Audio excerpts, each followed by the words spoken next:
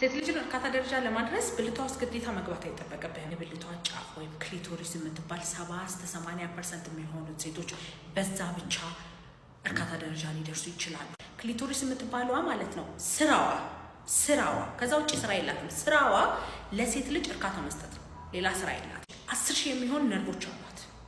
ስትነካ መጨረሻ ድረስ ደስታ ትሰጣለች። 20-30% የሚሆኑት ሴቶች ደግሞ ግዴታ ብልት መግባት አለበት ይላሉ። ይህ ማለት ጂስፖት የምትባለዋ ቦታ አለች። እሷ ካልተነካች እርካታ ደረጃ ላይ ደርስ ይችላሉ።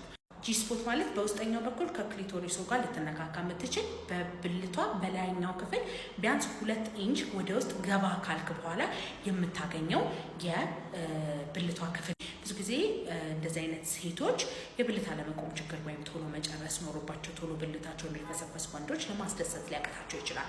ስለዚህ እንደዚህ አይነት ሚስት ካለች አንተም ብልት እንዲቆም ከፈለክ ቶሎ መጨረስ ካለብህ መታከም ትችላለህ። ባይዘው በማንኛውም ስንፈተ ወሲብ መታከም ከፈለክ ባዮ ላይ ባለው ስልክ ቁጥር ደውለህ ቀጠሮ ማስያዝ ትችላለህ። እሺ ባይ ባይ።